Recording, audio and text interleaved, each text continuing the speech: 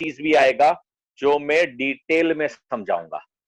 Technical चीजें मैं detail में समझाऊंगा। मैं ज्यादातर थियोरेटिकल बात आज नहीं करूंगा। और आज इतना सारा मोटिवेशन अगर मेरे अंदर से निकलता है तो मेरा सौभाग्य रहेगा। लेकिन मैं कोशिश करूंगा कि आज आपको सही मायने में कैश फ्लो कैसे हेल्प करता है और इंपैक्ट करता है उसका डिटेल समझाने की कोशिश करूंगा मैं। सो प्लीज 30 सेकेंड मोर और हम स्टार्ट करेंगे प्रोग्राम। प्लीज जिसने भी बुक और पेन या पेपर और पेन नहीं ली है ले लीजिए, क्योंकि बीच बीच में अगर कोई इंपॉर्टेंट डिस्कशन है तो टाइप कीजिए नहीं तो आप डिस्ट्रैक्ट मत होइए प्लीज। मैं कोशिश करूंगा मैन्युफैक्चरिंग, होलसेल, रिटेल तीनों कैटेगरी में कैश फ्लो का इंपॉर्टेंस और उसकी डिटेल समझा पाऊं। मैं पूरी कोशिश करूंगा, 100% पूरी कोशिश करूंगा।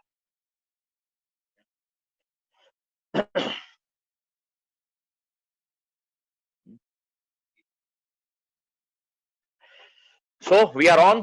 जय भारत, जय हिंद, गुड मॉर्निंग,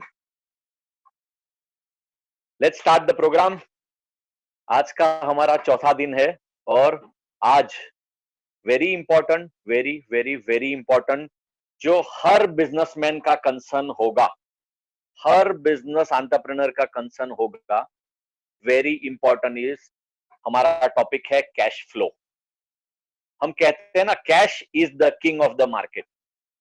अगर एक सप्लायर मार्केट में जाता है और मैन्युफैक्चरर के पास अगर बाइंग करने जाते हैं और पहले मेटल रखते हैं और फिर सामान देखना शुरू करते हैं, तो जो आवाज में दम, बॉडी लैंग्वेज, वो एक अलग ही खेल होता है।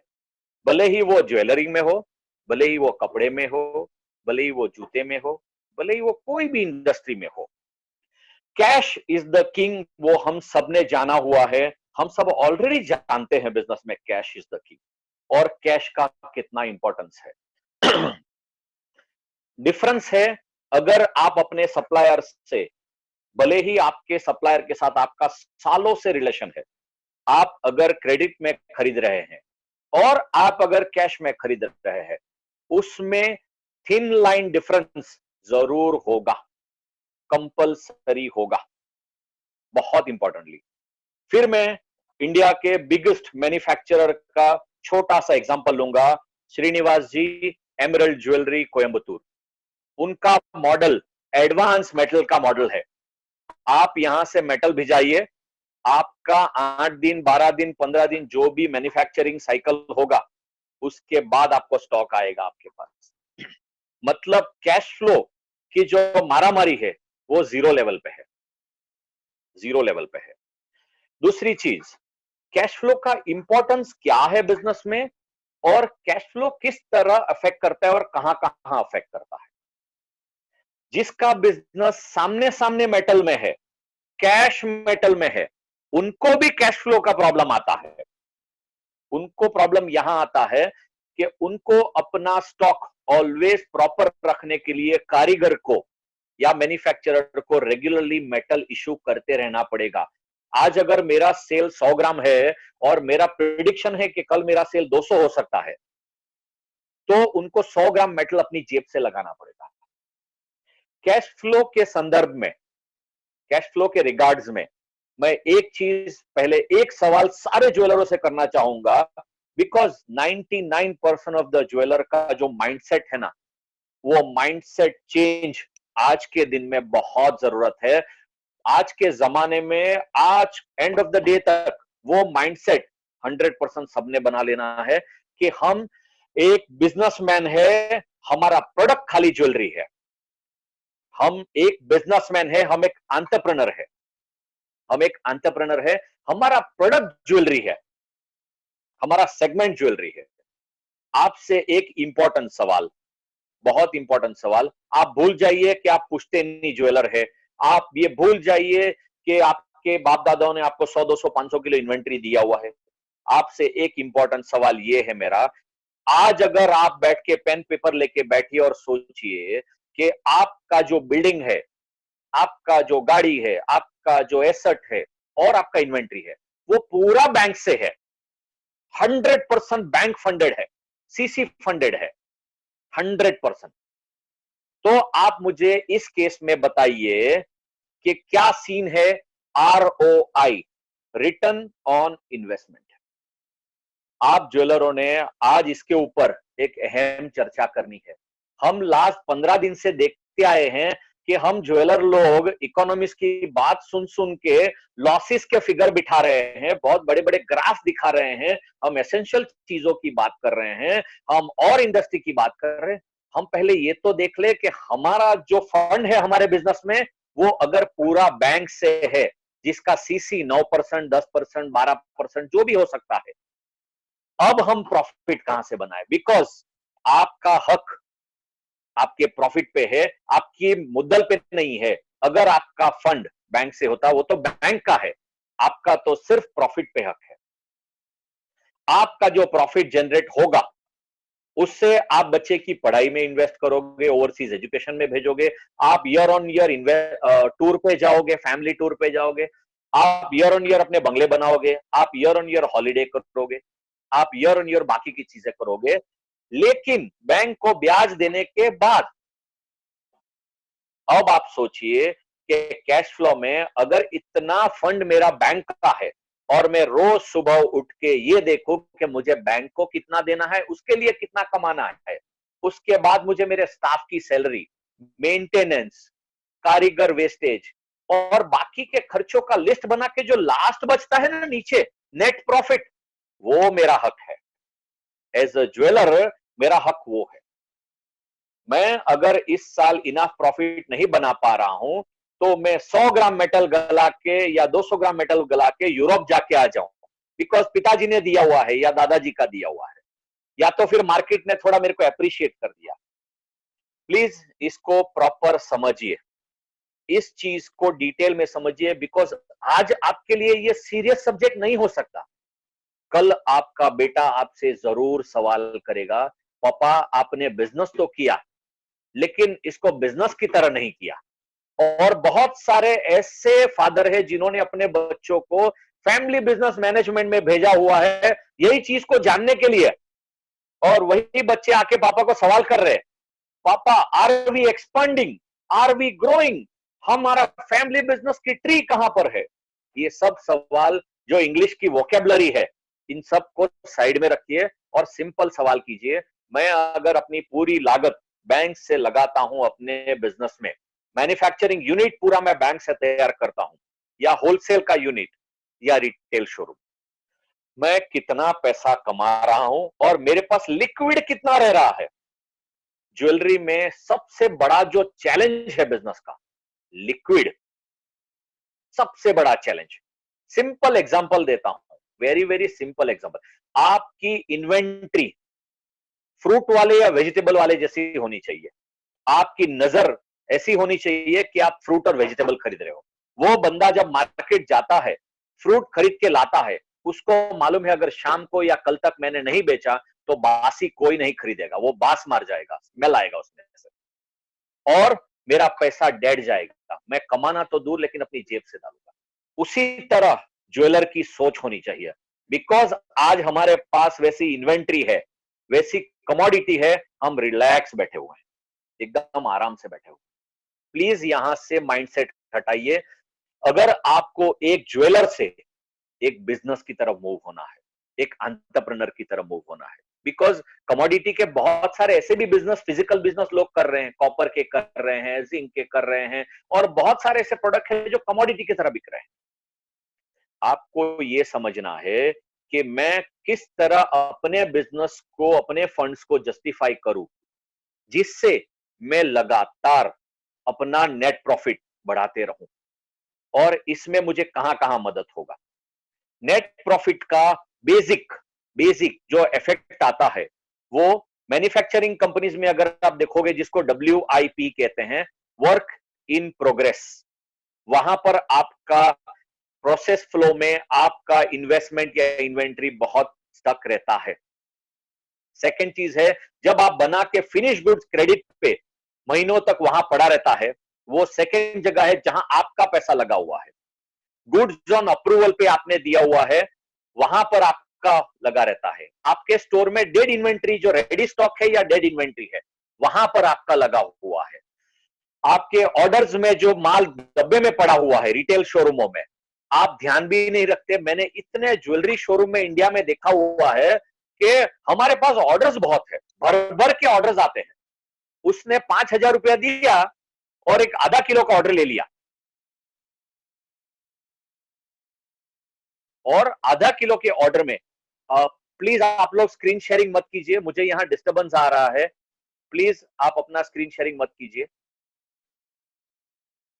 प्लीज आप अपना स्क्रीन शेयरिंग मत कीजिए। जो भी अपना स्क्रीन शेयर कर रहा है, प्लीज, 1000 लोग डिस्टर्ब हो रहे हैं, आप लोग अपना please. Thank you so much.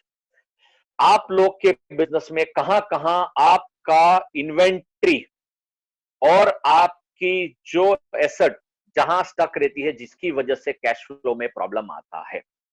मैंने कल कहा था कि मैंने इजराइल के मेरे गुरु थे एलियाहू गोल्डरेट, जिसकी किताब का नाम भी मैंने कहा था गोल। 350 लोगों का मैसेज आया मुझे, मैं बहुत खुश था कि 350 लोगों ने मुझे व्हाट्सएप पे पूछा कि सर वो किताबों का नाम क्या था जो हम पढ़ना चाह रहे हैं।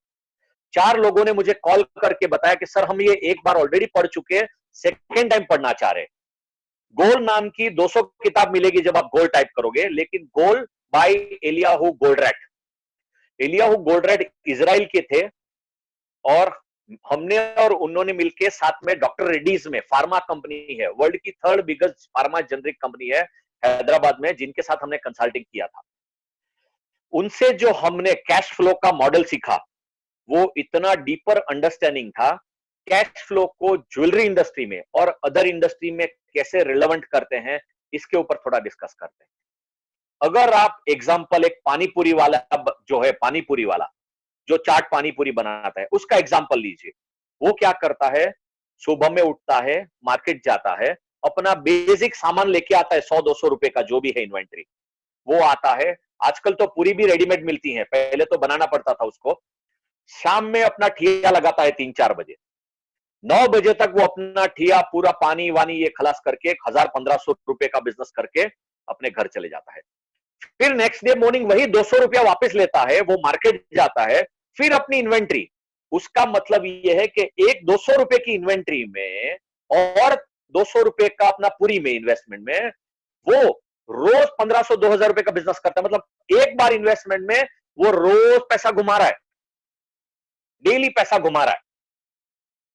अब हम आए अपने ज्वेलरी की तरफ। ज्वेलरी में 2 वर्टिकल में इसको ब्रेक करेंगे। मैं इसको स्टैंडर्डाइज नहीं करूंगा, बिकॉज मेरे गुरु गोल्डरेट ने कहा था, एलियाहू गोल्डरेट ने कहा था कि there is something called Pareto principle. Pareto एक बहुत बड़ा गुरु था, जिनका प्रिंसिपल था 80-20। 80-20 का मतलब यह है, अगर आप इसको सेल में बात करें, आपका 80% बिजनेस जो है, 80% बिजनेस जो है, वो 20% कस्टमर से आता है, और आपका 20% बिजनेस जो है, वो आपके 80% कस्टमर से आता है। वाइस वर्सा है आपका। अगर आपके दिन में 30 बिल बनते हैं, एग्जांपल, अगर छोटा शोरूम है और 30 बिल बनते हैं, उसमें से 25 बिल छोटे बिल बनते होंगे, जिसका सेल 5 ग्राम से 7 ग्राम के बीच में होगा, और 5 बिल बड़े बनते होंगे। अगर आप 30 बिल का एवरेज करोगे तो आपका 10-12 ग्राम ही एवरेज सेल आएगा, क्योंकि वो बड़ा सेल बहुत मिनिमम में है। वाइस वर्सा, अगर आप बड़े ज्वेलर को लेंगे, रिटेल शोरूम को, लग्जरी शोरूम को लेंगे, जहां आपके 6 बिल 8 बिल ही बनते हैं, जिसमें से आपका 80% बिल बड़े बनते हैं और 20% ही छोटे लाइट वेट आइटम के बनते हैं। तो ये पेरेटो प्रिंसिपल सेल्स में तो काम आता ही है। सेल्स में अगर आप इस पे नियंत्रण ध्यान रखें, तो आप अपना पॉकेट साइज, अपने सेल्स के नंबर्स को ऑटोमेटिकली बढ़ा सकते हैं कि मेरा कौन सा प्रोडक्ट है जो मुझे इनफ सेल दे रहा है, और मेरा कौन सा प्रोडक्ट है जो मुझे सेल कंट्रीब्यूट नहीं कर रहा है। अब आते हैं इसको इन्वेंट्री की लैंग्वेज में। इन्वेंट्री की लैंग्वेज में भी आपको यही देखना है कि अगर आप मास कंज्यूमर है, मास कंज्यूमर में आपका इन्वेंट्री, आपका जो प्रोडक्ट लाइन है, उस पर नियंत्रण ध्यान रखिए, बिकॉज आपका बिकने वाला जो चीज होगा, गोल्डरेट के हिसाब से आपका जो बिकने वाला चीज होगा, ये बिकने वाला चीज कितना नंबर दे रहा है और नहीं बिकने वाला चीज जो आपका ब्याज भर रहा है। मैंने इतने ज्वेलरी शोरूम में देखे हैं जहां 3-3 साल 5-5 साल की इन्वेंट्री अभी भी डेड है। कहते हैं कि इसमें स्टोन पत्थर लगे हुए हैं, इसमें हम जब लाए थे तब ये बहुत खूबसूरत थी, लेकिन नहीं बिकी। क्यों? हमारे गट फील से लाए। लग्जरी में मैं आपको दोष नहीं दूंगा। लग्जरी में आज तक दुनिया में मैंने 3,000 किताबें पढ़ी है, 3,000 ऑथरों को पढ़ा है मैंने अपने 17 साल के करियर में। दुनिया में एक भी ऑथर ऐसा नहीं है जो ज्वेलरी लग्जरी प्रोडक्ट के ऊपर एक किताब लिख सके। आज तक एक भी ऐसा नहीं है। और अगर उन्होंने कुछ मिथ पीछे के नॉलेज को लेकर लिखा तो वो गलत होगा, 100% गलत होगा।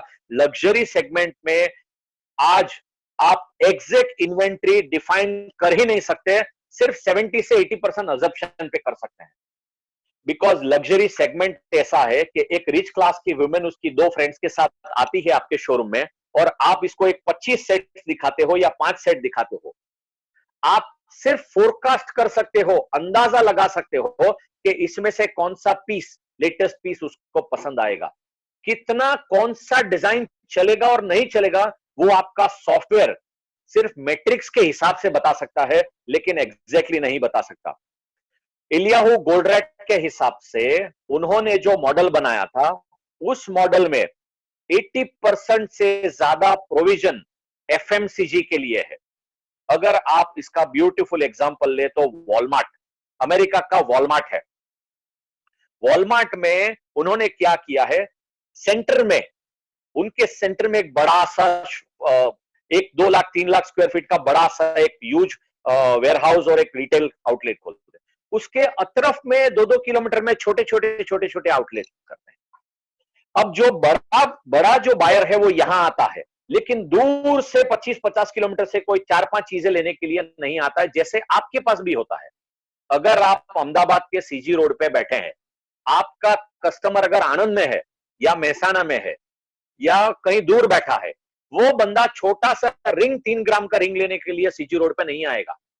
बहुत कम केस ऐसे होंगे जहां इसको आगे का उधारी चुकाना होगा और पीछे का लेना होगा, या इसको सेंटिमेंट है आपसे।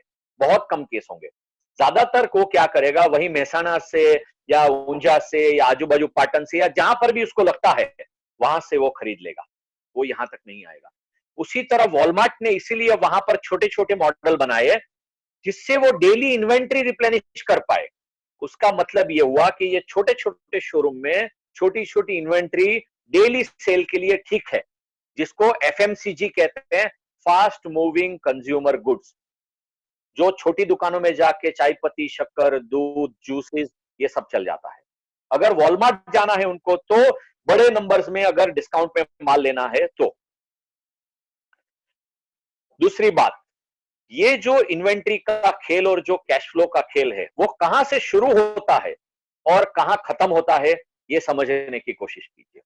इसको शुरू करते हैं सबसे नीचे की कड़ी से, जो रिटेलर का भी जो फाइनल कंज्यूमर है वहां से शुरू करते हैं। क्योंकि जो माल मैन्युफैक्चरिंग में बनेगा, डिजाइन होगा, वो डिजाइन होके फाइनली होलसेलर के पास आएगा या तो फाइनल रिटेल के शोरूम में जाएगा। बिकेगा वो फाइनल रिटेल शोरूम में से, बुटीकों में से, पर्सनल वहां से ही बिकेगा, बिकॉज वहां से उसका फाइनल कंज्यूमर जुड़ा हुआ है। सो पहले वहां से स्टार्ट करते हैं। अभी आप नियंत्रण ये ध्यान रखिए कि आपकी क्या डिजाइन बिक रही है, क्या वेट रेंज बिक रहा है, क्या ग्रामेज बिक रही है, कौन सा कस्टमर कितनी बार रिपीट होके आ रहे हैं और हर टाइम वो क्या चीज खरीद रहा है। मैंने एक स्टैंडर्ड स्टेटमेंट अपने करियर में, कंसल्टिंग करियर में 500 से 1000 बार सुना होगा, जो स्टाफ कहता है। स्टाफ ये कहता है कि बॉस, हमारा 90% कस्टमर इसलिए हाथ से जाता है क्योंकि हमारे पास फ्रेश डिजाइन ही नहीं आती, फ्रेश स्टॉक आता नहीं है, उसकी वजह से। अभी इसका बाइंग बिहेवियर समझिए। हमारा नॉर्मल बिहेवियर क्या है जो हम मास सेगमेंट में काम करते हैं, या शायद लग्जरी के लिए भी रिलेवेंट हो सकता है, कि जब भी हमारा सेल डाउन होना स्टार्ट होता है ना, हम सप्लायर को फोन करके पूछते हैं या मैन्युफैक्चरर को फोन करके पूछते हैं कि कोई नया डिजाइन आया क्या, जो हमारा फाइनल कंज्यूमर भी हमारे से पूछता है। आपके काउंटर के अंदर 1000 सेट होंगे, 2000 रिंग होंगी, 2000 इयरिंग्स होंगे, इतना इन्वेंट्री, 100-150 किलो इन्वेंट्री तो होगा ही। फिर भी आप अपने सप्लायर से पूछते हो, बिकॉज आपका स्टाफ सेल्समैन आपको पूछ रहा है कि बॉस बहुत दिन से नई डिजाइन नहीं आई। आप क्या करते हैं, पैनिक करके फोन करते हैं अपने होलसेलरों को। होलसेलर कहते हैं बहुत सारो स्टॉक આવ્યો છે, આવી જાઓ તમે, मतलब बहुत अच्छा स्टॉक आया है, आप आ जाइए। सो आप ऑफिस में फ्रस्ट्रेट होके उनके ऑफिस में चले जाते हैं, वहां चाय पीते, 2 घंटा बात करते हैं और बातों बातों में 1-1.5-2 किलो स्टॉक सिलेक्ट कर लेते हैं। ऑलरेडी स्टोर के अंदर 100 किलो माल है, वो 100 किलो माल आपके स्टाफ के माइंड में ओल्ड हो चुका है, मतलब गलाने लायक हो चुका है, वो सब आप साइड में रख दीजिए। आप जो 2 किलो लाओगे ना, वो उसी में से बिकेगा, ये माइंडसेट है। और दूसरा, हमने हमारे स्टाफ को इतनी आदत लगा दी है कि बेटा डब्बा अंदर आया है, अगर कस्टमर यहां से नहीं खरीदता ना तो डब्बा लेके आना। वो स्टाफ क्या करता, 5 मिनट में आपके पास वो फ्लोर मैनेजर भेज देता और कहता बॉस से वो डब्बा लेके आओ जहां से आया है। मतलब वो अपना बड़प्पन कस्टमर के सामने दिखाना चाहता है कि मैं उसी में से बेच के फटाफट क्लोज कर दूं, बॉस को लगे कि मेरे बंदे ने सेल कर दिया है फटाफट। लेकिन ये बहुत दर्द भरी बात है, इतना इन्वेंट्री होने के अलावा भी आप वो 2 किलो माल में से बेच रहे हो, उसका मतलब आपका फोकस आपके शोरूम पे, आपके कस्टमर पे कभी रहा ही नहीं है। आपका फोकस सिर्फ परचेजिंग में रहा है। इसके लिए आपको क्या करना है, इसका प्रोसेस आप लिख लीजिए, प्लीज लिख लीजिए, बिकॉज ये बहुत इंपॉर्टेंट है। आज घर जाने के बाद आपने ये प्रोसेस अपने सॉफ्टवेयर में या अपने सिस्टम में जरूर बिठाना है। ज्वेलरी इंडस्ट्री में हमने एक टर्मिनोलॉजी दिया हुआ है इन्वेंट्री को, कि आप अपना पूरे इन्वेंट्री को इन्वेंट्री बास्केट बना लीजिए। इन्वेंट्री बास्केट बना लीजिए। इन्वेंट्री बास्केट का मतलब क्या हुआ, अगर मैं सिंपल एग्जांपल दूं तो एक फ्रूट वाला या सब्जी वाला जो सुबह से मार्केट में आता है, जो अपनी जो रेकड़ी लारी जो बोलते हैं, अपनी जो बंडी लगाता है, अभी वो फ्रूट वाला थोड़ा एप्पल का बॉक्स खोलता है, थोड़ा मैंगोज लगाता है, थोड़ा पोमोग्रेन लगाता है, थोड़े पपैया रखता है, थोड़ा वाटरमेलन रखता है, सब मिक्स फ्रूट लगाता है। अभी उसको मालूम है कितना कितना क्वांटिटी कहां कहां डिस्प्ले करना है, और वो अपना स्टॉक बास्केट उसी तरह डिफाइन करता है, क्योंकि उसको मालूम है कि उसके एरिया में उसका कंज्यूमर ज्यादा एप्पल खरीदता है, मैंगो खरीदता है या क्या खरीदता है। उसी तरह आपको अपना स्टॉक बास्केट पहले डिफाइन कर लेना है, अपने सेल्स डेटा को और अपने कंज्यूमर को दिमाग में रख के, ना ही कि आपके अजम्पशन पे या गट फील पे। इसमें दो चीज है, मैंने कल एक टर्मिनोलॉजी यूज किया था जिसको कहते हैं just in time. Just in time ज्यादातर कॉन्सेप्ट मैन्युफैक्चरिंग कंपनीज के लिए है, जिसका मैं डिटेल आपको समझाऊंगा। Just in time versus just in case क्या होता है। आपके लिए ज्यादातर जो थियरी चलती है वो जस्ट इन केस चलती है। Just in time actually manufacturing के लिए कॉन्सेप्ट है, लेकिन ये रिटेल में भी इंप्लीमेंट कर सकते हैं, उसके ऊपर मैं बाद में आऊंगा। पहली चीज, आपका आपके स्टाफ के साथ बैठ के फर्स्ट एंड फॉरमोस्ट ड्यूटी है कि आपके स्टॉक बास्केट को प्रॉपर प्रॉपर असाइन कर लीजिए। स्टॉक बास्केट में कितने रिंग्स रहने चाहिए, कितने इयरिंग्स रहने चाहिए। अगर हमारा मास कस्टमर है, हमारे पास लाइट वेट आइटम ज्यादा रहना है कि हैवी वेट ज्यादा आइटम रहना है। हमारे पास कितने की रेडी स्टॉक ना रह के डिजाइन रहनी चाहिए और उसके डिजाइन कोड रहने चाहिए, वर्सेस जो हमारे पास अपर सेगमेंट में है उनके पास कितने सेट्स और कितने डिजाइन रहने चाहिए। ये स्टॉक बास्केट क्यों इंपॉर्टेंट है आपको मालूम है? बिकॉज हर कस्टमर का आपके काउंटर पे जब वो सेल्समैन के साथ बैठता है या आपके साथ बैठता है, उसका पहला फंडामेंटल सवाल क्या होता है परचेस के टाइम पे, कुछ नया आया हुआ है क्या। ये बहुत स्टैंडर्ड टर्मिनोलॉजी हमने सुना है ज्वेलरी इंडस्ट्री में। हर कस्टमर ये पूछता है सेल्समैन से या ओनर से, भैया कुछ नया आया है क्या। जैसे ही ये सवाल आता है ना, कुछ नया आया, वो ब्लैंक हो जाता, हमारा सेल्समैन एकदम ब्लैंक हो जाता। क्यों ब्लैंक हो जाता? बिकॉज बिकॉज सालों से हमें ये मालूम है कि कस्टमर को ऑलवेज नया देना चाहिए, मतलब हमारे इन्वेंट्री में जो स्टॉक पड़ा हुआ है ना, वो सब पुराना हो चुका है। मैं रोज निकाल रहा हूं सेफ से, रोज लगा रहा हूं, रोज उसको देख रहा हूं, और अपनी नेगेटिव एनर्जी, अपनी जो भड़ास, जो अपने मन में जो गुस्सा है ना सबके प्रति, बॉस के प्रति, सैलरी के प्रति, इंसेंटिव के प्रति, बाजू वाले के प्रति, पॉलिटिक्स के प्रति, ये कोरोना के, ये सब ये ज्वेलरी इन्वेंट्री पे निकालता हूं। सबसे बड़ा प्रॉब्लम ये हो रहा है, आप और अपना स्टाफ सबसे ज्यादा नेगेटिविटी अपने इन्वेंट्री पे निकालते हो, बिकॉज आपका नजर इन्वेंट्री पे ही रहता है पूरा दिन, और देखते देखते देखते देखते मन में बिलीव हो जाता है कि साला ये माल तो एकदम पुराना है, वेस्ट है, नहीं बिक रहा है, कोई हाथ नहीं लगा रहा है। उसकी वजह से क्या होता है कि जो कस्टमर उसको खरीदार भी होता है ना, उसको भी आप नहीं दिखाते, क्योंकि आपका बिलीफ, आपका ट्रस्ट उस स्टॉक से निकल गया होता है।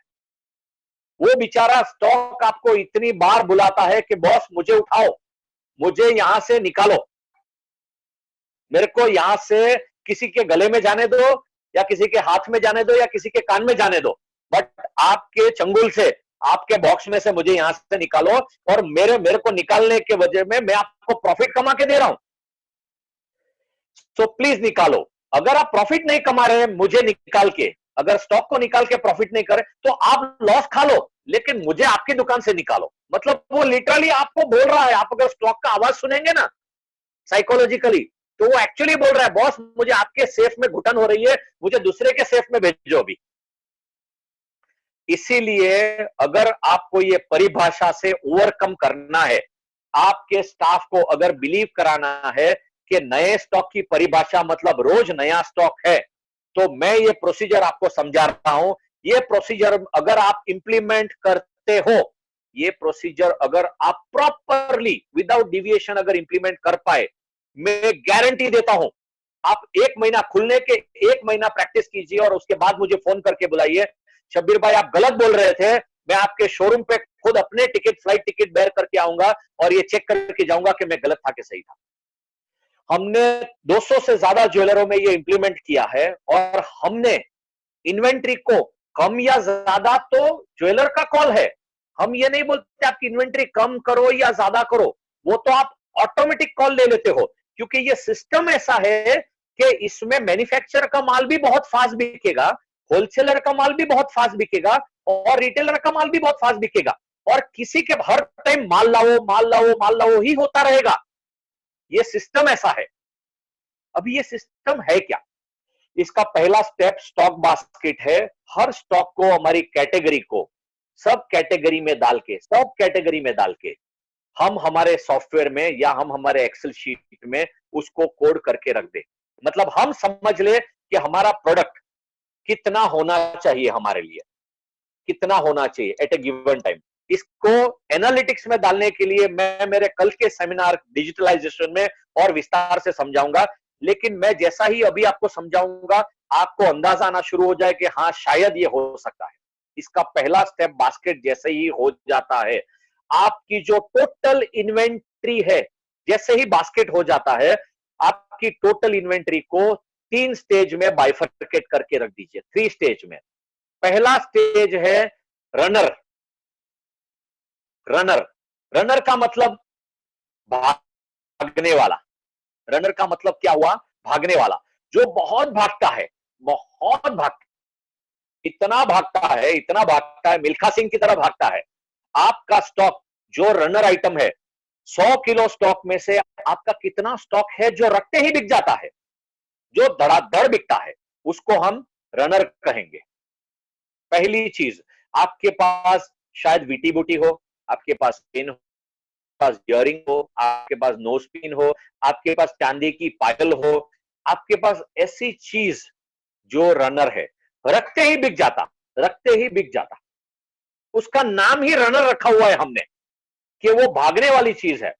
प्लीज इसको इस टर्मिनोलॉजी से आइडेंटिफाई कीजिए, से आपको भी आसान हो, जिसको रनर कहते हैं। दूसरा चीज है जिसको हम रिपीटर कहते हैं। एवरेज सेल वाला आइटम, ना ही बहुत फास्ट भागता, ना ही बहुत स्लो, ना ही बहुत फास्ट, ना ही बहुत स्लो, जिसको हम रिपीटर कहते हैं। जो बार बार रिपीट, उसमें कोई रॉकेट साइंस नहीं है। आप फोटो भेजो, वही माल वापस आता। आप 20 साल पहले भी वही वर्टिकल खरीदते थे, वही कोयम्बतूर झुमका खरीदते थे, आप वही बॉल चेन खरीदते थे, आप वही खरीदते थे। जैसा मैंने सुना है एक प्रोडक्ट प्रोडक्ट कैटेगरी जिसको कहते हैं टेनिस चेन। मतलब मैंने पहली बार जब ज्वेलरी इंडस्ट्री में आया, मैंने किसी को पूछा ये टेनिस चेन होता क्या है, तो बोलते टेनिस चेन कोई डिजाइन नहीं है, टेनिस चेन वो है कि स्टेफी ग्राफ जो लॉन टेनिस की चैंपियन थी, विंबलडन चैंपियन थी टेनिस, स्टेफी ग्राफ, वो खेलते खेलते उसके हाथ में से वो ब्रेसलेट गिर गया था, और चालू मैच में, वर्किंग मैच में उसने वो टेनिस का ब्रेसलेट निकाला, वापस पहना और फिर खेला। सो उसको टेनिस ब्रेसलेट नाम दे दिया। उसी तरह आप अपनी कैटेगरी को जैसे ही रनर डिफाइन करते हैं, सेकेंड कैटेगरी रिपीटर। रिपीटर बहुत स्टैंडर्डाइज होगा, उसमें कोई रॉकेट साइंस नहीं होगा। रनर आपको लो मार्जिन देगा, लेकिन भागते रहेगा, बार बार पैसा कमा के देगा आपको रनर।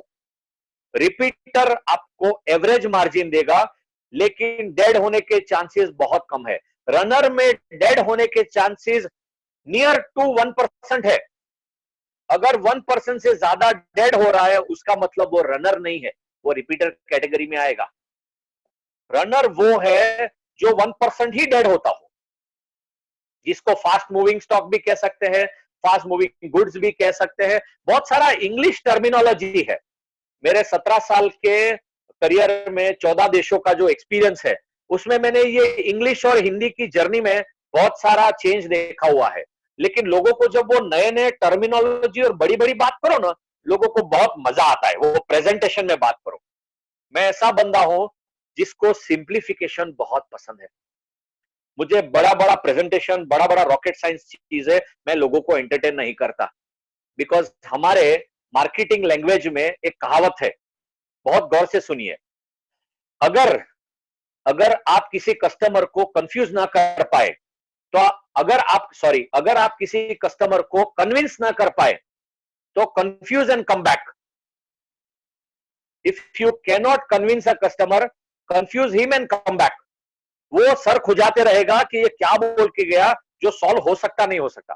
बेसिकली ये मार्केटिंग का एक जोक है, जो गहराई से समझ सकते हैं उसको ही हंसी आएगी। आते हैं सेकंड कैटेगरी, जो मैंने कहा रिपीटर। आपका स्टॉक 80% 80% या 60 से 80% रनर में होगा। सेकंड कैटेगरी आपका 20% से ज्यादा रिपीटर में होगा। आपका दर्द और कैश फ्लो और जो फंड और ब्याज जो भरते हैं ना आप, वो भरते हैं स्ट्रेंजर का। तीसरा कैटेगरी है स्ट्रेंजर। स्ट्रेंजर वो स्टॉक है जो हम बड़ी बड़ी कॉफी पी के बड़ा बड़ा सेट, बड़ा बड़ा नेकलेस, बड़ी बड़ी डिजाइन, एक्सक्लूसिव पीसीज खुशी से सिलेक्ट करते आते, ये भी आने दो, वो भी आने दो, ये भी आने दो, वो भी आने दो। आने दो अगर सेल है, अगर आपका सॉफ्टवेयर बोल रहा है। वो डिजाइन कभी भी, स्ट्रेंजर की डिजाइन 5% से ज्यादा रिपीट डिजाइन बिकती नहीं है। अगर वो 5% से ज्यादा बिकने वाली रिपीट डिजाइन है, तो वो रिपीटर में आएगी, स्ट्रेंजर में नहीं आएगी। स्ट्रेंजर आपको सबसे ज्यादा मार्जिन देगा, सबसे ज्यादा मार्जिन आपको स्ट्रेंजर देगा, और सबसे ज्यादा ब्याज भी आपको स्ट्रेंजर ही भरवाएगा।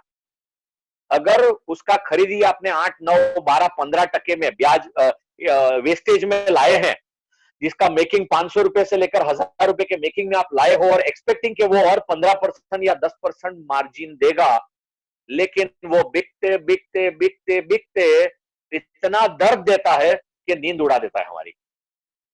और हमारे लिए सबसे बड़ा चैलेंज वो भी है एज अ ज्वेलर, कि हम उसको गला नहीं सकते। उसके पत्थर ऊपर देख देख के हम रोज फोटो खींचते हैं, स्माइल देते हैं, और उसको रोज आश्वासन देते हैं, रोज दिलासा देते हैं, भाई रुक जा, तेरा भी नंबर आएगा, तेरा भी नंबर आएगा। रोज पूछता वो प्रोडक्ट आपको, आप उसको रोज पूछते हो, भाई तेरा नंबर आएगा, तो वो कहते हैं ना अपना टाइम आएगा, वो वैसा है। मैक्सिमम प्रॉफिट की लालच में हम इतना इन्वेंट्री, ओवर इन्वेंट्री परचेस करते हैं, जिसका हमें क्लू नहीं होता है कि हमारा वो माल बिकेगा कि नहीं बिकेगा। आप खरीदी के लिए फुल फ्रीडम है, खरीदी के लिए बहुत राइट है आपको, लेकिन खरीदी उस हिसाब से करना है कि आपका प्रोडक्ट, वेजिटेबल या फ्रूट्स या अगर उसकी कैटेगरी को थोड़ा और ऊपर हट जाए तो बिस्किट बोल सकते हैं जिसका 6 महीने का एक्सपायरी हो, या मैं थोड़ा और कैटेगरी हटूं तो कॉस्मेटिक्स बोल सकते हैं, 12 महीने में तो एक्सपायर हो ही जाना चाहिए, 12 महीने में एक्सपायर हो ही जाना चाहिए। इस 3 कैटेगरी को मैं एक बार फिर रिपीट करता हूं, जिन्होंने ध्यान नहीं दिया है या लिखा नहीं है, ये आपके लिए थंब रूल है। आपने अगर ये 3 चीजें सक्सेसफुली कर ली ना, मैं गारंटी देता हूं कोई कंसल्टेंट की जरूरत नहीं है दुनिया में आपको, मेरी ना ही किसी की दुनिया में कंसल्टेंट की जरूरत नहीं है। आपका इन्वेंट्री 65% परफेक्ट हो जाएगा और आपके हाथ में हमेशा कैश दिखेगा। ये मैं बाइफरकेशन के बाद बाइंग बिहेवियर समझाता हूं कैसे होता है। पहली चीज रनर, जो आपका 60 से 80% स्टॉक होना चाहिए। सेकेंड चीज रिपीटर। थर्ड चीज है स्ट्रेंजर। स्ट्रेंजर मतलब अनजान आदमी, मुझे नहीं मालूम, मैं इसको नहीं पहचानता, ये बिकेगा कि नहीं बिकेगा मुझे नहीं मालूम, लेकिन मेरे को इसमें बहुत इंटरेस्ट है, बिकॉज मुझे लगता है कि मेरे कस्टमर को भी मेरे से 10 गुना ज्यादा इंटरेस्ट हो सकता है इसमें, इसीलिए मैं इसको स्ट्रेंजर कहता हूं। आपका प्रॉपर एक्सरसाइज जाएगा इन 3 कैटेगरी को ब्रेकअप करने में, प्रॉपर एक्सरसाइज जाएगा। अब आते हैं इसकी अब आते हैं इसकी थर्ड कैटेगरी।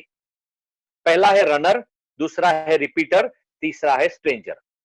अब आते हैं इसकी बाइंग बिहेवियर पे। हम नॉर्मली क्या करते हैं, हम जाते हैं व्यापारी के पास, 2 किलो 3 किलो 1 किलो माल सिलेक्ट करके स्टॉक में डाल देते हैं। जैसे ही स्टॉक में डालते हैं, हमारा सेल्समैन उसको बेचना चालू करता है। पहले दिन super sale, second day super sale, 8 दिन तक उसका गैस, स्टाफ का, सेल्समैन का गैस भरा रहता है, बिकॉज वो डब्बा भरा हुआ है।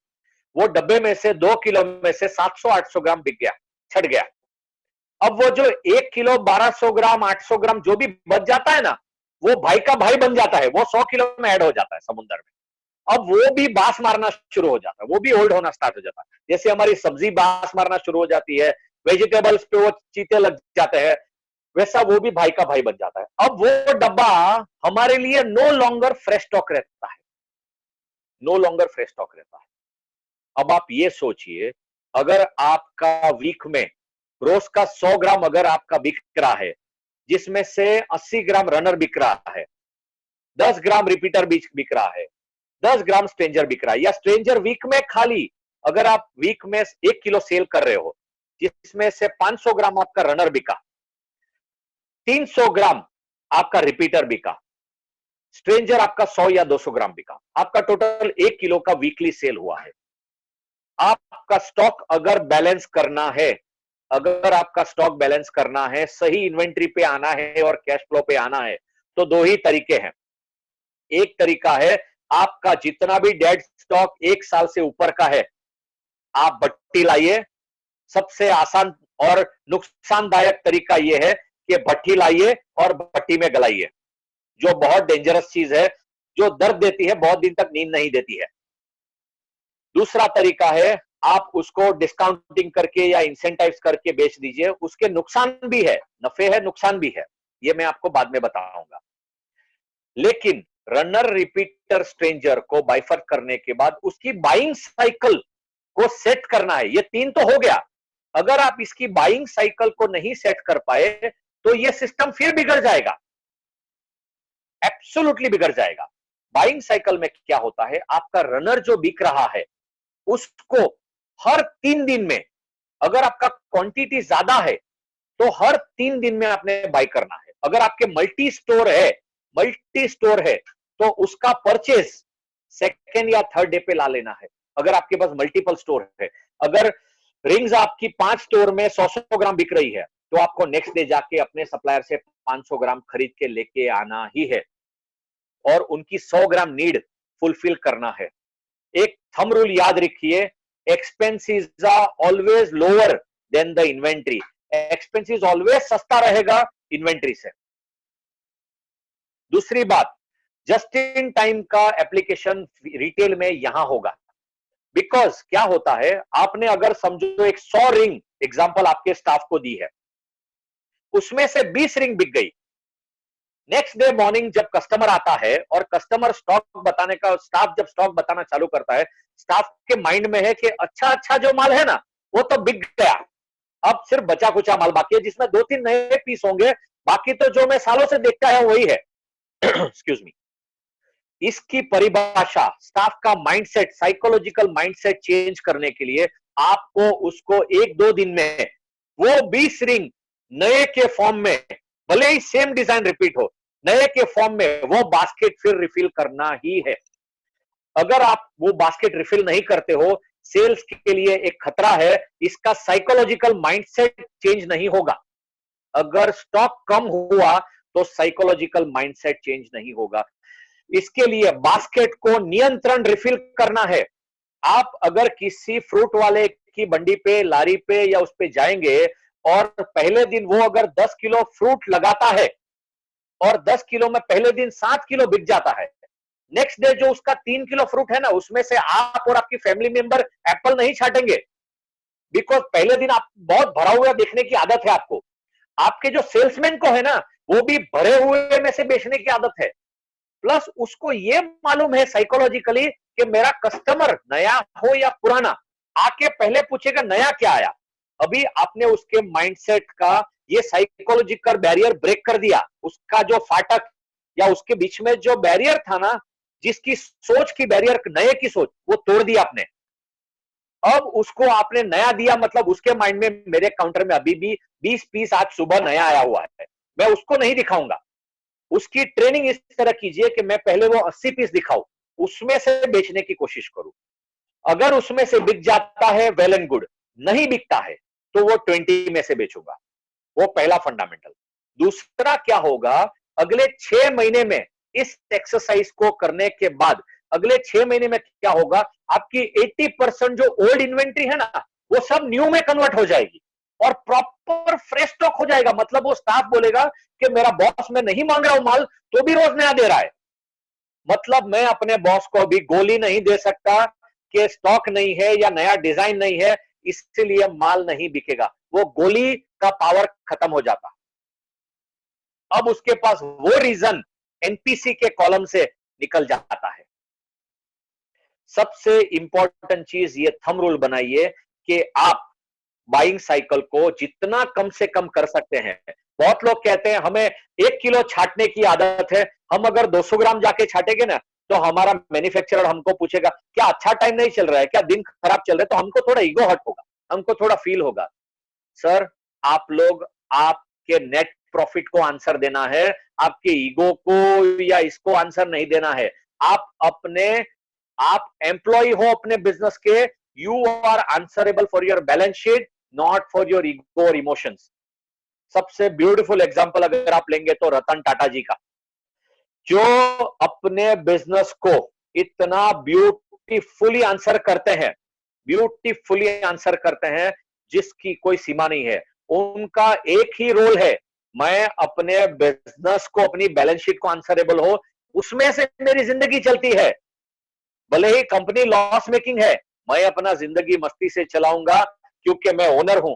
प्लीज इस माइंडसेट से निकल जाइए, बिकॉज स्टार्टिंग के सेमिनार में स्टार्ट करते हुए मैंने आपको बोला था, अगर आपका पूरा स्टॉक और एसेट बैंक से ब्याज से है तो क्या करोगे। अभी आपको बैंक को ब्याज देना है, ये सबसे बड़ा चीज है। तो आपको अपना बाइंग साइकिल जैसे ही कम करना है, उससे आपके स्टाफ का माइंडसेट, साइकोलॉजी वो खत्म हो जाएगा। अब उसका दूसरा इंपैक्ट देखिए आप, इसका बिगेस्ट एडवांटेज देखिए। अगर आप महीने में एक बार आपके होलसेलर के पास जाते हो और 1 किलो खरीदी करते हो, बराबर है, आप समझो शुक्रवार को गए और आप होलसेलर के पास गए, उसके पहले समझो मंडे, ट्यूसडे, वेडनेसडे, थर्सडे, 4 दिन में उनका जितना माल जमा हुआ था वो सब मैक्सिमम कस्टमरों में छट गया और शुक्रवार को कुछ माल जमा नहीं हो पाया, थर्सडे रात में कुछ माल जमा नहीं हो पाया, वो माल छट गया था, वो ऑर्डर में गया है लेकिन माल जमा नहीं। अब आप जब शुक्रवार को एक्सपेक्टेशन लेके जाते हो कि मैं 2000 पीसेस या 5000 पीसेस 200 किलो माल में से छाटने जाऊंगा या 5000 किलो माल में से छाटने जाऊंगा, लेकिन अच्छा अच्छा माल तो सोम से गुरु में छट गया। अब आपके पास चॉइस नहीं है, आप 1 किलो की जगह 800 ग्राम तो ऐसा स्टॉक लेके आते हो जो आपको चाहिए ही नहीं, आपको नहीं चाहिए। अब आप क्या करते हो, ये माल लेके आधे मन से आप अपने शोरूम में आते हो, आपका स्टाफ जैसे ही वो स्टॉक देखता है ना, वो भी अपसेट होता है कि सेठ जो माल बोला था वो तो लाया ही नहीं आप। मतलब उस मंथ में सेल का रिस्पॉन्सिबिलिटी और गिल्टी फीलिंग भी ओनर को ही रहेगा। इसको सॉल्व करने के लिए अगर आप वीक में 2 बार, या आप समझो आप महीने में 1 बार जा रहे, तो महीने में 2 बार जाइए। अगर आप वीक में, आप 15 दिन में 1 बार जा रहे हो, तो वीक में 1 बार जाइए। इस सिचुएशन को तोड़िए। बिकॉज इस सिचुएशन तोड़ने से क्या होगा कि अगर आप 15 दिन में स्टॉक इन कर रहे हो, उसकी जगह और वीकली इन करोगे, तो वो वीकली जो फ्रेश स्टॉक की परिभाषा है ना, वो आपका सेल बढ़ा देगा। जैसे ही आपका सेल बढ़ेगा, आपका प्रॉफिट बढ़ेगा। दूसरी बात, जब आप 250 ग्राम लाते हो 500 ग्राम की जगह, आपको पेमेंट जो करना है वो 250 ग्राम ही करना है, 500 ग्राम नहीं करना है। बिकॉज आप उधार ही 250 ग्राम लाए हो, आपको पेमेंट 250 का ही करना है। और अगर आप कैश से खरीद रहे हो, आप उस वीक का सेल्स का पैसा लेके आप मेटल रख के 250 ग्राम खरीद के लाते हो। मैन्युफैक्चरर के लिए और होलसेलर के लिए यह बेनिफिट रहता है कि जो मेटल उनका 15 दिन में आता था सप्लायरों से, रिटेलरों से, वो अब वीकली आना चालू हुआ। तो अगर मैं मेरे वर्कशॉप में 500 ग्राम 15 दिन में देता था, उसकी जगह अब मैं 250 ग्राम एवरी वीक दे रहा हूं, जिससे वर्क इन प्रोग्रेस स्पीड बढ़ जाएगा, उनका मटेरियल फ्लो बढ़ जाएगा, उनका स्टॉक का जो आउटपुट है वो स्पीड बढ़ जाएगा। बिकॉज हर जगह मैन्युफैक्चरिंग में सॉफ्टवेयर और सहानुभूति नहीं चलेगी, मेटल देना पड़ेगा। मेटल के बिना काम नहीं चलता। कारीगर आपसे अच्छी अच्छी बात सुन लेगा, लेकिन मेटल दिए बिना काम नहीं चलेगा। आप जब ये साइकिल इंप्लीमेंट करते हो अपने शोरूम में, बाइंग साइकिल, तब आप अपने मैन्युफैक्चरर को हेल्प कर रहे हो क्विक स्पीड के लिए। मोस्ट इंपॉर्टेंट चीज क्या होता है कि मैन्युफैक्चरर और होलसेलर के पास वीक में 2 दिन, 3 दिन, 4 दिन में माल जमा होता है। अब आप अगर वीक में 1 दिन जाना शुरू हुए, वीक में 2 दिन जाना शुरू हुए, महीने में 1 दिन की जगह महीने में 3 बार जाना शुरू हुए, तो 3 बार जो जमा हुआ माल है ना, वो 3 अलग अलग डिजाइन आपको देखने को मिलेगी। आपसे पेमेंट का बोझ हट जाएगा, होलसेलर को क्विक पेमेंट मिलेगा। दूसरी चीज, आपको exactly regular inventory fresh stock देखने को मिलेगा। होलसेलरों के लिए उधारी जो बड़ा चैलेंज था, उसका प्रॉब्लम ही सॉल्व हो जाएगा। बिकॉज जिस होलसेलरों को, मैन्युफैक्चररों को 1-1 महीना, 2-2 महीने में पेमेंट आता था, उनको अब वीकली पेमेंट आना शुरू हो गया है। लीन मैनेजमेंट सिस्टम ऐसी थियरी है जो फर्स्ट इन फर्स्ट आउट कहते हैं। उसमें आपको, मैन्युफैक्चररों को और होलसेलरों को स्टॉक रोज क्वांटिटी में बिकते हुए दिखेगा, प्लस आपको उधार बेचने की नौबत ही नहीं आएगी। ट्रस्ट मी, आप अगर छोटी क्वांटिटी में हर बार फ्रेश स्टॉक और न्यू डिजाइन खरीदते हो, इससे आप स्ट्रेंजर यानी नहीं बिकने वाला माल हार्डली उठाओगे। दूसरी बात, अगर आप मंथ में 4 बार जा रहे हो खरीदी के लिए, आपको 4 वीक का डेटा या 8 वीक का डेटा या फर्स्ट क्वार्टर डेटा बता देगा कि किस सप्लायर का कितना डिजाइन वाला कौन सा कैटेगरी का माल बिक रहा है और नहीं बिक रहा है। इसमें बहुत बड़ा फायदा आप अपने लिए, अपने कस्टमर के लिए, अपने स्टाफ के लिए, अपने होलसेलरों के लिए और अपने मैन्युफैक्चरर के लिए लाइफ इजी कर सकते हैं। जब आप वर्क इन प्रोग्रेस में रेगुलर मेटल देते हो, जब आप कारीगर को रेगुलर मेटल देते हो, तब ये एग्जैक्टली इंप्लीमेंट होता है कि आप पूरी चेन को फ्लो में डालते हो। और आप कभी भी नहीं बोलोगे कि मेरे पास पैसा नहीं है लोगों को, सप्लायरों को देने में। मैंने बहुत सारे ऐसे रिटेलरों को देखा हुआ है जो ये कहते हैं, આટલી મંદીમાં બેઠ્યા છે અમે, આટલી મંદીમાં બેઠા છે અને વેપારીને 200 ગ્રામ મેટલ આપવું છે અને શું જવાબ આપીએ। हम लोग इतनी मंदी में बैठे हुए हैं जहां कस्टमर नहीं है, जहां सेल्स नहीं है, और हम व्यापारियों को क्या जवाब दे। सोचो, इस लॉकडाउन में, लॉकडाउन से पहले आपने पूरा माल कैश से खरीदा होता, क्या आज आप अपने को व्यापारी को फेस करना पड़ता। दूसरी बात, आप व्यापारी के पास भी क्लोज लॉकडाउन से पहले वर्क इन प्रोग्रेस के लिए रेडी इन्वेंट्री होता कि जब ये खुलता है, तब आप अपने सप्लायरों के लिए रेडी स्टॉक पे बैठ सकते थे। सो इस इन्वेंट्री की परिभाषा को इस तरह समझे कि WIP, जो जस्ट इन टाइम मैं कहता था, जस्ट इन टाइम का ब्यूटीफुल एग्जांपल है टोयोटा। टोयोटा एक कंपनी है दुनिया में जिन्होंने पहले जस्ट इन टाइम को इंप्लीमेंट किया। जस्ट इन टाइम का मतलब यह है, जस्ट इन टाइम का मतलब यह है कि आपके पास मैन्युफैक्चरिंग में most of the components ready होने चाहिए, एकदम रेडी होने चाहिए। अगर आप रेडी इन्वेंट्री रखते हो, अगर आप रेडी इन्वेंट्री 100% कंपोनेंट की रखते हो, सेल्स थोड़ा डाउटफुल रहता है। बिकॉज मेरा कस्टमर आके जो मेरे पास स्टॉक होता है ना, मैन्युफैक्चरर के पास जब रिटेलर आता है ना, तो जो वो स्टॉक दिखाते हैं ना, आ माल तो दुकान में पड़્યો છે, બીજો माल શું बने છે, तो आप उसको फोटो में दिखाते हैं या आईपैड में दिखा, ये माल बन रहा है, तो ठीक છે, आ माल आवे ત્યારે મને એનો व्हाट्सएप मोकलाओ या मेरे को बताओ, तो मैं इसको अपने बंदे को भिजवाता हूं। मतलब आपका सेल उस वक्त में नहीं रहता है, उस वक्त में इन्वेंट्री ही रहता है। उसका मतलब यह है जो ऑर्डर आता है वो ऑर्डर क्विक जाना है। आपके मैन्युफैक्चरिंग की दो साइकिल है, एक है कास्टिंग मशीन मेड, दूसरा है हैंडमेड। मशीन मेड थोड़ा क्विक, तीसरा होता है फ्यूजन जो मशीन और हैंडमेड दोनों का होता है। मशीन मेड स्पीड रहता है, क्वांटिटी रहता है, मास रहता है, इसकी वजह से आप लोगों की क्वांटिटी क्विक सर्व कर सकते हैं। लेकिन हैंडमेड का जो चैलेंज है कि वो 15 दिन लेता है, 3 वीक लेता है। 3 वीक कहां से लेता है? ऑर्डर देने से 3 वीक नहीं लेता है, जिस दिन आपने मेटल इश्यू किया वहां से 3 वीक लेता है। तो बहुत बार ये फ्रस्ट्रेशन आता है कि रिटेलर अपने मैन्युफैक्चरर को कंप्लेन करते हैं कि इसको 3 वीक हो गया, 4 वीक हो गया, मेरा माल अभी तक नहीं आया, क्योंकि आपका बफर टाइम, आपका लॉजिस्टिक्स और ये सब गिन के आपको 3 वीक का समय 4 वीक 5 वीक हो जाता है। आपका स्टॉक बन के जब तक फाइनल फ्लोर पे नहीं जाता है तब तक वो पूरी चेन में कहीं ना कहीं डेड इन्वेंट्री ही माना जाता है। बिकॉज कोई ना कोई इसका ब्याज भर रहा है, कोई तो एक है, या तो मैन्युफैक्चरर इसका ब्याज भर रहा है, होलसेलर भर रहा है, या रिटेलर। आपकी बाइंग साइकिल को कम कीजिए, आपकी पेमेंट साइकिल को कम कीजिए, उसको पीसीज में कीजिए अगर आप क्रेडिट दे रहे हैं तो, अगर आप क्रेडिट दे रहे हैं तो। अगर रिटेलर हर चीज कैश में खरीदना शुरू करे, आपका नेट प्रॉफिट भी बढ़ेगा, आपकी बाइंग साइकिल भी स्पीड बढ़ेगी, आपका फ्रेश स्टॉक भी बढ़ेगा, और आप अपने मैन्युफैक्चरर को रेगुलर माल बनाने में एंगेज भी कर पाओगे। मैन्युफैक्चरर के लिए सबसे खुशी की बात यह होती है कि उनका फैक्ट्री 24/7 चलता रहे, वर्क इन प्रोग्रेस ऑलवेज चलता रहे।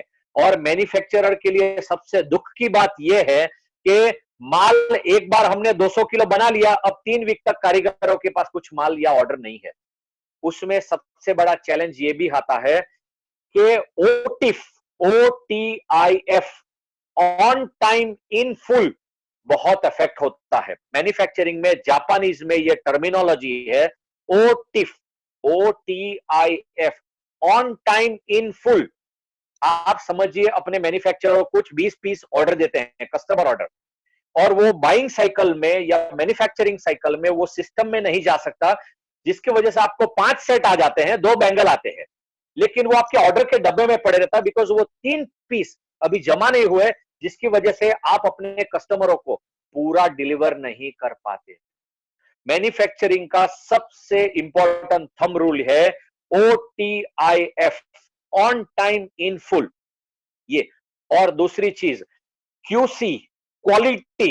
जापान के लिए क्वालिटी का डेफिनेशन ये है, मैं 8 महीना जापान में रहा हूं और मैंने लीन जापान से सीखा हुआ है, सो मुझे प्रॉपर मालूम है क्वालिटी का definition is zero tolerance. Zero tolerance जापानी में क्वालिटी बाय जीरो टॉलरेंस। एक एग्जांपल बता दूं, अमेरिका ने जापान को एक गाड़ी शूज का ऑर्डर दिया, आप हमें एक गाड़ी शूज भेजिए, और उन्होंने मेल में लिखा कि 5% डिफेक्ट इज एक्सेप्टेड। अभी जापानियों को यह मेल समझ में नहीं आता, 5% defect accepted, I am sorry. So जापानियों ने क्या किया, जो जो सैंपल्स के ऑर्डर आए थे वो 95% परफेक्ट बनाए, 5% डिफेक्टिव ही भेजे उन्होंने, बिकॉज आपने 5% डिफेक्ट का ऑर्डर दिया था हमको। जापानियों को जीरो टॉलरेंस, क्वालिटी मतलब जीरो टॉलरेंस समझ में आता है। क्वालिटी मतलब जीरो।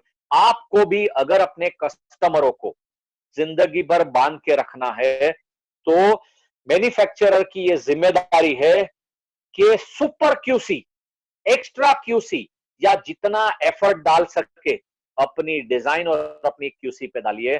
जीरो टॉलरेंस को अपनाइए। आपके क्यूसी पे बड़ा सा बोर्ड लगना है, एनी डिफेक्ट नहीं चलेगा, कुछ भी डिफेक्ट। बहुत लोग बोलते हैं ये 5%, 10% तो थोड़ा यहां वहां पॉलिशिंग का ये वो चल जाता है। सर नहीं चलेगा। क्या आप कोई शर्ट नया खरीदेंगे 10,000 रुपए का, उसमें छोटा मोटा रफू होएगा तो चलेगा?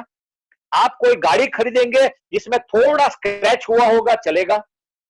आपकी वाइफ को ऐसी साड़ी खरीदेगी 50,000 रुपए की, 1 लाख की सिल्क की साड़ी या बनारसी साड़ी, जिसमें थोड़ा डैमेज होगा, चलेगा? नहीं चलेगा सर। वो वही चलेगा जो फैक्ट्री आउटलेट है। फैक्ट्री आउटलेट शोरूम में जहां डिस्काउंटिंग में आप माल खरीदते हो वही चलेगा, बाकी नहीं चलेगा। मैन्युफैक्चररों के लिए ये थंब रूल है। मैंने कैश फ्लो को जितनी कोशिश से समझाना चाहा, मैं इसको समझा पाया। रिटेलरों को अगर ये जर्नी स्टार्ट करनी है, प्लीज आज से स्टार्ट कर सकते हैं अपने कैटेगरी को रनर, रिपीटर, स्ट्रेंजर में, और उसके ऊपर बाइंग साइकिल सेट कर सकते हैं।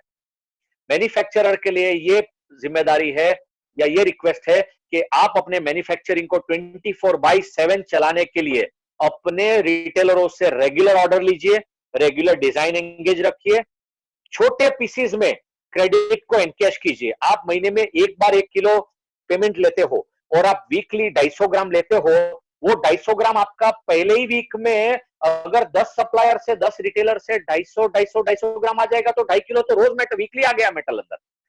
इसी तरह आप रोज अगर अंदर साइकिल ये सेट कर सकते हो, आपका क्रेडिट आपको बोझ नहीं लगेगा, आपका इन्वेंट्री आपको बोझ नहीं लगेगा, आपका इन्वेंट्री आपको डेड नहीं लगेगा, आपके पास कस्टमर ऑलवेज भरा रहेगा। मैन्युफैक्चरर और होलसेलर के पास दुकान में रोज कस्टमर भरा रहेगा, रोज। और आपको बैंक का फंड हार्डली यूज करने को मिलेगा, बिकॉज आपके पास कैश फ्लो रहेगा आपके सीसी में डालने के लिए। आपके पास ऑलवेज पैसा रहेगा आपको बैंक के देने के लिए और फायदे से माल खरीदने के लिए। जिसको भी ये माइंडसेट है कि मैं फायदे से माल खरीद लूं और बहुत ज्यादा ओवर माल खरीद लूं, प्लीज जितनी भूख है उतना ही खरीदिए, उससे ज्यादा। जस्ट इन टाइम का कॉन्सेप्ट ये है कि जस्ट इन टाइम मतलब राइट समय पे राइट इन्वेंट्री को बनाना और सेल करना। जस्ट इन केस का मतलब रिटेल के लिए ज्यादातर है कि अगर मैं 100 सेट का अंदाजा लगाता हूं तो वो शायद मेरे लिए परफेक्ट नहीं हो सकता। अगर मैं 500 रिंग का अंदाजा लगाता हूं तो मैं अगर 50 रिंग ऊपर जाता हूं ना तो वो जस्ट इन केस है। इसका प्रॉपर विस्तार से डिटेल में कल आपको समझाऊंगा मेरे सॉफ्टवेयर के सेशन में, डिजिटलाइजर सेशन में, जिसमें आपका एनालिटिक्स, आपका बिजनेस एनालिटिक्स आपको कैसे हेल्प करेगा इस इन्वेंट्री को रिड्यूस करने के लिए या ऊपर करने के लिए। तो आप लोग खास ध्यान रखिए, आप लोगों की इंडस्ट्री भले ही ज्वेलरी है, लेकिन आप लोगों ने इसको वेजिटेबल, फ्रूट, बिस्किट, कॉस्मेटिक्स के कंपेयर में एज अ बिजनेसमैन डील करना है। प्लस आपको नियंत्रण अपनी पैकेजिंग मटेरियल पे भी ध्यान रखना है। बहुत सारा पैसा आपका वेस्ट जाता है आपकी पैकेजिंग मटेरियल में, और आधा पैकेजिंग मटेरियल यहां पड़ा हुआ है, आधा यहां है और आधा लंका में है। तो हमारा कोई हनुमान उठ के सडनली जाता है और पूरा पैकेजिंग मटेरियल लेके आता है और सडनली बोलता है बॉस ये तो खत्म हो गया, अब उसको फोन करो और पूरा गाड़ी पैकेजिंग मटेरियल मंगाओ। क्यों? साला पैकेजिंग मटेरियल के लिए कस्टमर क्यों वो होता है? तो आप जोश जोश में पूरा गाड़ी मंगा लेते हैं, फिर वेट करते हैं नेक्स्ट टाइम। तो प्लीज इसको समझिए कि पैकेजिंग मटेरियल भी आपकी इन्वेंट्री ही है, वहां भी आपका पैसा लगा हुआ है, आपका बैग्स भी आपका पैसा लगा हुआ है, आपका डिस्प्ले भी आपका पैसा लगा हुआ है। तो इसको प्लीज समझिए। मुझे बहुत सारी मैसेजेस आ रहे हैं, मैं एक बार फिर बाइंग बिहेवियर को समझाना चाहूंगा, बिकॉज कुछ लोगों ने शायद नहीं समझा है इसको। मेरी वीडियोस आप लगातार रिपीटेडली देख सकते हैं, लेकिन मैं एक बार फिर समझाऊंगा बाइंग बिहेवियर को। आपका सेल पॉइंट, आप जैसे ही रनर, रिपीटर और स्ट्रेंजर में आपका पूरा शोरूम कैटेगरी में बाइफर कट करते हैं, आपने उसके इमीडिएटली नेक्स्ट वीक का सेल लेना है या नेक्स्ट डे का सेल लेना है। अगर जिसका सेल डेली 1 किलो है, जिसका सेल डेली 3 किलो है, जिसका सेल डेली 500 ग्राम है, जिनका सेल डेली सेल 50 ग्राम है, 50 ग्राम वालों के लिए हर 3 दिन का या हर 5-7 दिन का सेल लेना बहुत जरूरी है। जिनका सेल डेली 1 किलो है, उनके लिए हर 3 दिन का सेल लेना जरूरी है। जिनका सेल डेली 3 किलो 4 किलो है, उसको डेली सेल लेना जरूरी है। इनके लिए डेली रिप्लेनिश इंपॉर्टेंट है, जो मैक्सिमम बड़े फिगर करते हैं। जिनका सेल एवरेज है, उनके लिए वीकली 2 बार रिप्लेनिश, और जिनका सेल लो है, उनको वीकली 1 बार रिप्लेनिश कंपलसरी है। इस रिप्लेनिश से आप अपने स्टाफ का साइकोलॉजिकल माइंडसेट सॉल्व कर सकते हैं कि नया इन्वेंट्री रोज दे रहा हूं मैं या वीकली दे रहा हूं। दूसरा, स्टॉक डेड नहीं होगा। आपके पास साल में 0.5% से भी कम चीज डेड के लिए आएंगी। आप डेड इन्वेंट्री गलाने का काम आएगा ही नहीं। तो ये चीज बहुत इंपॉर्टेंट है। ये चीज आपको हेल्प करेगी फ्रेश स्टॉक आने के लिए, ये चीज आपके होलसेलर को हेल्प करेगी कैश फ्लो लाने के लिए। आपकी जिम्मेदारी है मेरे रिटेल भाइयों और बहनों, आपकी जिम्मेदारी है कि आप अपने स्टाफ की साइकोलॉजिकल माइंडसेट को ओवरकम कीजिए। आपकी जिम्मेदारी है आपके शोरूम के स्टॉक को रोज फ्रेश जस्टिफाई कीजिए, और आपके कस्टमरों के माइंडसेट को कि मैं आपको fresh stock, best of design QC करके दे रहा हूं, कुछ टूटा फूटा नहीं दे रहा हूं। आपकी जिम्मेदारी है आपके होलसेलरों को रेगुलर पेमेंट देना, पेमेंट दबाना नहीं। आप पेमेंट दबाओगे तो वहां बटन दबेगा, वो दबाएंगे तो मैन्युफैक्चरर पे बटन दबेगा, और आपकी पूरी सप्लाई चेन परेशान होगी। आप प्लीज ध्यान रखिए, आप वो नल का लास्ट स्टेज है जहां से आप पैसा फ्लो कर सकते हैं। इस चीज का फ्लो आप प्लीज देखिए। मैंने अपने लास्ट सेशन में भी कहा था कि अगर आपकी इन्वेंट्री डेड है, बाहर निकलने के टाइम पे लॉकडाउन जैसे ही खुलता है, और अगर आपको लगता है कि आपके पास 1 साल 2 साल 3 साल पहले का स्टॉक है, मेटल अंदर स्टोन रहने दो, अंदर मीना रहने दो, सीमा रहने दो, कि प्रिया रहने दो, कोई भी रहने दो, उसको गलाओ, उसका ब्याज भरना कम करो, और अपने सप्लायरों को दो, और अपना स्टोर को रील बिजनेस करो। ऐसा समझो कि आपने पुराना खरीदा था 2 साल 3 साल पहले 25,000 30,000 में, उसको ऑलरेडी बैंक को बहुत पाल चुके, ब्याज बहुत पाल चुके, लेकिन अब आप नए शोरूम की तरह नया स्टॉक, नया स्टाफ, पूरा फ्रेश ट्रेन स्टाफ, पूरी design, fresh inventory, packaging material proper flow कर पा रहे हैं। जस्ट इन केस से बाहर निकलिए, प्लीज जस्ट इन केस से बाहर निकलिए, और जस्ट इन टाइम में जाइए, जस्ट इन टाइम में जाइए। मैं माफी चाहता हूं, आज भी आपका 10 मिनट लूंगा। मैं 12 बजे बज चुके हैं, मैं रोज 10 मिनट आपका वेस्ट कर रहा हूं, बिगाड़ रहा हूं, लेकिन मुझे ये लग रहा है कि मेरा जो प्रैक्टिकल नॉलेज जो मैंने इस इंडस्ट्री से कमाया है, मेरा हक बनता है कि इस इंडस्ट्री को वापस दूं। जो ज्वेलर हमारे कंसल्टिंग में पैसा इन्वेस्ट नहीं कर सकते, या नहीं अफोर्ड करना चाहते, या नहीं अफोर्ड कर सकते, मेरा ये फर्ज है, हक बनता है कि मैं उनको ये मैसेज फ्री में वापस दूं, नॉलेज दूं, जिनसे वो मुझे जिंदगी भर अपने दिल में बिठाए, अपने को जिंदगी भर याद करे कि वो बंदा था जिसने हमको सिखाया था। और मैं हक से आपके शोरूम में आऊं और चाय नाश्ता कर सकूं, हक से, कि बॉस मेरी फीस है, चाय नाश्ता करवाइए, बाकी कुछ नहीं चाहिए आपसे। मोस्ट इंपॉर्टेंट चीज है इस बिजनेस में वेंडर मैनेजमेंट, सबसे इंपॉर्टेंट चीज। इसमें अगर सबसे बड़ा एग्जांपल लेना है तो तनिष्क है। स्ट्रेटेजिकली वेंडर मैनेजमेंट, आपका रिटेल बिजनेस है, उस हिसाब से आपके पास मैक्सिमम वैरायटी होनी चाहिए, मैक्सिमम डिजाइन होनी चाहिए, मैक्सिमम फिनिशिंग का होना चाहिए। वेंडर मैनेजमेंट का मतलब ये है कि आपका शोरूम ऐसा है कि आपके शोरूम में आप कस्टमरों को वॉलमार्ट की तरह पिन टू प्लेन सब प्रोवाइड कर पाओ, आप सब कुछ दे पाओ उसको जो वो मांग रहा है, आप सब कुछ प्रोवाइड, उसके हर इमोशंस को आप ट्रैक कर पाओ और दे पाओ और फुलफिल कर पाओ, कि वो लेडी जो वो दादी माँ है, वो उसकी पोती का हाथ पकड़ के और कहे बेटा ये डिजाइन है ना, मैंने ये भैया से ली थी 25 साल पहले, 20 साल पहले, और देख आज भी कितनी चमक रही है, कितनी ट्रेंड में है, आज भी वो बिक रही है।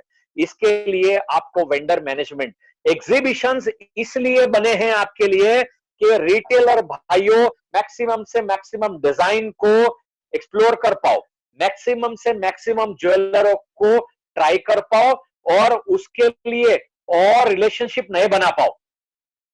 आपके पास हर कैटेगरी में 1 2 3 ऐसे धुरंधर सप्लायर होने चाहिए जो आपको proper supply, just in time, design, quality, उधार नहीं, उधार एक्सपेक्ट मत कीजिए प्लीज। रिटेलरों की यह जिम्मेदारी है कि उधार लेना और उधार देने का बढ़ावा मत दीजिए। आप महंगा खरीदिए, मैं कहता हूं महंगा खरीदिए, सस्ता खरीदने के पीछे आप डिजाइन कॉम्प्रोमाइज करते हो, क्यूसी कॉम्प्रोमाइज करते हो, क्वालिटी कॉम्प्रोमाइज करते हो और आपके कस्टमरों को कॉम्प्रोमाइज करते हो। तो आप महंगा खरीदिए, मैन्युफैक्चरर को बोलिए बॉस आप एक वेस्टेज ज्यादा लीजिए, मैं बहुत खुश हूं देने के लिए, और मैं अपने कस्टमरों से 200 रुपया ग्राम इस पे ज्यादा लूंगा, बिकॉज इस पे जो मजा है। कहते हैं, मैंने बहुत सारे मैन्युफैक्चरर भाइयों से बहुत सारे ऐसे प्रोग्रामों में मिला हूं जहां पर उन्होंने कहा है भैया मैं जब रिटेलरों के काउंटर पे जाके डब्बा खोलता हूं ना, तो मैं खामोश रहता हूं। अगर मेरे बोलने से माल बिकना पड़े तो मेरे माल की कोई वैल्यू नहीं है, मुझे मेरा माल बोलना चाहिए।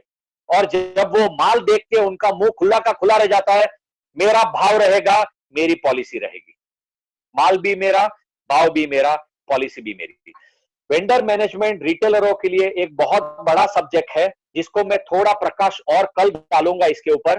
तो प्लीज आप लोग इसको डिटेल से समझिए जो मैंने सिखाया है। मैं कोशिश कर रहा हूं बहुत सारी चीजें एक साथ ना सिखाऊं, बिकॉज आप लोग की जो हैबिट है ना, जो डेली लर्निंग की, ह्यूमन साइकोलॉजी के हिसाब से 45 मिनट से ज्यादा इंसान ग्रास्प भी नहीं कर पाता, समझ भी नहीं पाता और इसको एब्जॉर्ब नहीं कर पाता। आपने इतने मूवीज अपनी लाइफ में देखे हैं, लेकिन हर मूवी से आपने एक ही लर्निंग लिया होगा या 2 ही लर्निंग। उस मूवी में 20 लर्निंग होंगे, 50 लर्निंग होंगे। इसलिए ये वो मूविंग 1000 बार मूवी देखो तो आपको समझ में आएगा। मेरी जिंदगी में 2 ऐसे इंस्पिरेशनल बुक थे जिन्होंने मेरे को पॉजिटिविटी की तरफ बहुत ड्राइव किया हुआ है।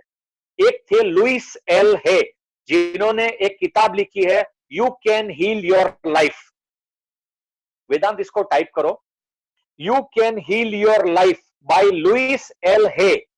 इनकी बुक थी जो ये जिंदगी सिखाती है कि आपकी जिंदगी में जो भी परेशानी आती है वो आपके माइंड के हिसाब से आती है और उसको सॉल्व करने के लिए आपका सहयोग लगेगा।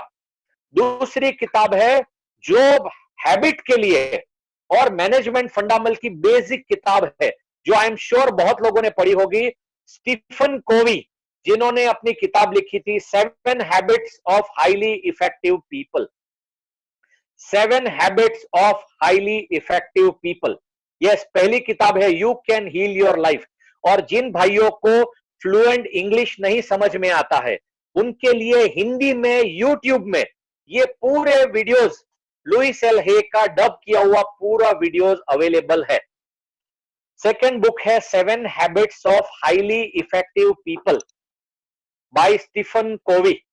ये 2 किताब अगर आपने समझ ली, पढ़ ली नहीं, समझ ली, ये वीडियो अगर आप 1000 बार सुनोगे, 1000 बार, मैं 17 साल में मैंने कम से कम 500 से 1000 बार ये वीडियोस देखे होंगे। वो किताब फिर खोलता हूं और समझता हूं, क्योंकि कुछ ना कुछ मैं मिस करता हूं। प्लस अगर आप महाभारत बराबर देखते हो, आज भी देखते हो, उसका कॉन्टेक्स्ट जो होता है वो उस जमाने के लिए खाली नहीं होता है, उसका कॉन्टेक्स्ट आज भी मैनेजमेंट से जुड़ा हुआ है। हर वो सॉल्यूशन जो भगवान कृष्ण देते हैं या जो डेंजरस माइंड है शकुनी मामा, वो आज के बिजनेस कॉन्टेक्स्ट में भी है। सो प्लीज इसको इंप्लीमेंट करके अपनी लाइफ को और आगे कीजिए, अपने बिजनेस को अपने वर्ल्ड क्लास बनाइए। प्लीज ज्वेलर माइंड से बाहर निकलिए और अपने माइंडसेट को वर्ल्ड क्लास बिजनेस माइंड बनाइए कि लोग आपका एग्जाम्पल ले, लोग आपका एग्जाम्पल ले। हम जिंदगी भर सिर्फ यूट्यूब देख देख के, गूगल देख देख के, लोगों की तरक्की देख देख के बस वहीं बैठे नहीं रहना चाह रहे। मेरा भाइयों, प्लीज बिजनेसमैन बनिए, अपना पैसा पूरा बैंक से है यही समझिए, और समझिए क्या बहुत लोगों का तो ऑलरेडी है। तो जिनका है जाग जाइए, जिनका नहीं है वो भी जाग जाइए प्लीज। सो कल मिलेंगे सेम टाइम 11 बजे आईटी के सेशन में। और एक इंफॉर्मेशन है, 4 बजे, आज 4 बजे मेरा सेशन लाइव महाराष्ट्र सराफा एसोसिएशन के साथ है। इसकी लिंक आप मुझे व्हाट्सएप कीजिए, मैं आपको लिंक भेजाऊंगा इसकी। आज 4 बजे जिन्होंने मेरा पहला सेशन मिस किया है उसके रिलेटेड और शायद कुछ नया नॉलेज जो मेरा दिल देना चाहे आप लोग को, उसके लिए रहेगा। मैं 4 बजे फिर अवेलेबल हूं आज लाइव वेबिनार में महाराष्ट्र कोल्हापुर सराफा एसोसिएशन की तरफ से। प्लीज जुड़िए, मैक्सिमम लोग जुड़िए और मजा आएगा। मैं मेरा नंबर शेयर करता हूं 9959 5990903 9959 5990903। आपसे रिक्वेस्ट है, आप अगर कोई भी मुझे व्हाट्सएप ड्रॉप कर रहे हैं, मेरा रिक्वेस्ट है आपका नाम, आपका शोरूम का नाम, आप कहां से है, एरिया, प्लीज आपका नाम, शोरूम का नाम और एरिया टाइप कीजिए, जिससे मैं आगे भी आपको, आज ही नहीं, मैं आपके नंबर, आपसे जिंदगी भर जुड़ा रहूंगा। और जिस ज्वेलर को जिंदगी भर ज्ञान कमाने की आदत है और उसको इंप्लीमेंट करने की भूख, इंप्लीमेंट करने का जो पैशन है, उसको मैं जिंदगी भर हेल्प करता रहूंगा, भले ही मुझे 1 रुपया ना मिले। I will be very happy to do that. Thank you very much, बहुत बहुत शुक्रिया। जय हिंद, जय भारत। सॉरी, मुझे कुछ इंफॉर्मेशन आ रहा है कि वीडियो, किनको वीडियो, ओके, जिन लोगों को मेरे पास्ट वीडियोस देखने हैं उनकी लिंक आपको ऑलरेडी फॉरवर्ड कर दी गई है, और जिन लोगों को मेरे यूट्यूब वीडियोस देखने हैं वो भी अवेलेबल है। अगर मेरा कोई कॉन्टेक्स्ट आपके कॉन्ट्रेडिक्ट होता है या आपके विपरीत होता है तो मैं क्षमा चाहता हूं। मेरा ये डिस्कशन जो भी होता है इसके लिए मेरा कोई प्रेजेंटेशन या तैयारी नहीं होती है। मैंने जो अपने जिंदगी के 16 साल के तजुर्बे में कमाया है वो तहे दिल से आपको देने की कोशिश कर रहा हूं। मैं किसी भी पर्सनल को कुछ भी हार्म करने की या मेरा कोई इंटेंशन नहीं है। जय हिंद, जय Bharat. Thank you very much. कल मिलते हैं सुबह 11 बजे। आज शाम को 4 बजे मिलते हैं आपसे। Thank you very much.